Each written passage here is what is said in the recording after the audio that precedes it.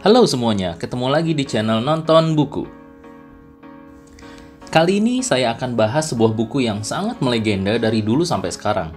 Bukunya udah lama banget, tapi sampai sekarang masih banyak dicari. Judulnya How to Win Friends and Influence People karya Dale Carnegie.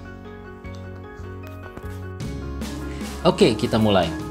Kita semua pasti udah tahu kan bahwa manusia itu adalah makhluk sosial. Artinya manusia nggak bisa hidup sendiri. Dia membutuhkan orang lain untuk memenuhi semua kebutuhan hidupnya. Jadi, yang namanya interpersonal skill jadi hal yang sangat penting untuk dimiliki. Skill ini jadi salah satu skill yang penting untuk membangun karir dan bisnis kita. Apa sih yang disebut dengan interpersonal skill? Ini tuh kemampuan atau keahlian untuk berinteraksi antar manusia. Bentuknya macam-macam. Bisa kemampuan berkomunikasi, kemampuan kerja sama tim, kemampuan bangun networking, negosiasi, mempengaruhi orang lain, dan lain-lain. Nah, di buku ini dibahas hal-hal itu tadi. Di buku ini banyak membahas cara-cara biar kita bisa ningkatin interpersonal skill kita, biar orang lain nyaman berinteraksi dengan kita, dan akhirnya kita bisa masuk ke inti permasalahan pembicaraan dengan orang tersebut, dan semuanya happy. Saya hanya akan bahas beberapa yang menurut saya penting banget.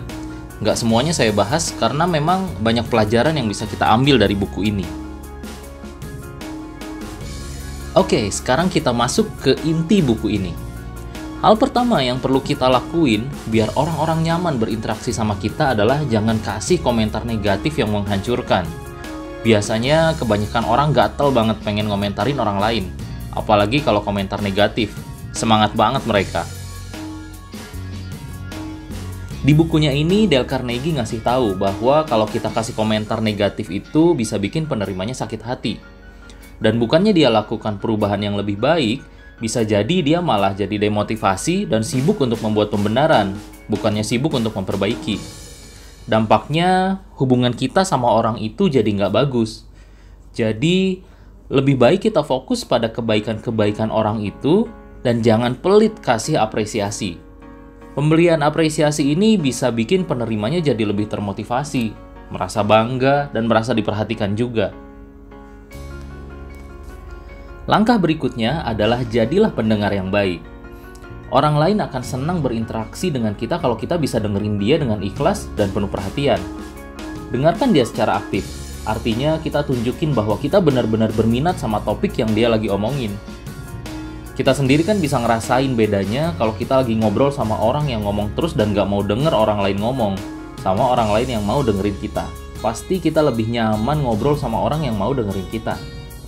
Dan kalau kita jadi pendengar yang baik, lawan bicara kita akan merasa bahwa dia dibutuhkan. Dan itu penting buat dia. Rasa itu akan membuat dia jadi semangat untuk ngobrol sama kita dan merasa nyaman sama kita.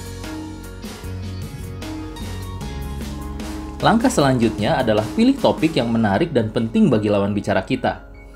Coba deh kita bayangin sekarang. Saya rasa kita semua sama. Kita akan seneng banget dan antusias ngobrol sama orang yang punya minat sama kayak kita. Karena kita nyambung ngobrol sama dia ngomongin hal-hal yang kita suka. Apalagi kalau dia antusias sama obrolan dan pendapat kita. Jadi kita kayak merasa dibutuhkan oleh dia. Nah, begitu juga orang lain. Salah satu cara biar kita bisa berinteraksi dengan baik sama orang adalah perluas wawasan kita, biar kita bisa nyambung kalau kita lagi ngobrol sama siapapun. Kalau kita nyambung sama minat mereka, mereka pasti akan merasa nyaman komunikasi sama kita.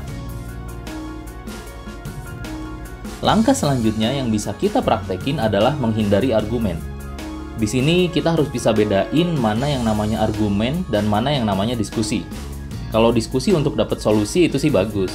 Yang perlu kita hindari adalah memaksakan argumen kita ke orang lain. Itu akan membuat hubungan kita sama orang itu jadi nggak enak. Lalu hal yang terakhir adalah jangan lupa senyum. Bayangin aja misalnya kita ngobrol sama orang. Kalau orang itu murah senyum, hati kita jadi nyaman. Beda rasanya kalau kita ngobrol sama orang yang cemberut. Rasanya pengen cepet-cepet menyudahi obrolan. Oke. Saya pikir itu dulu poin-poin penting yang bisa kita ambil dari buku ini.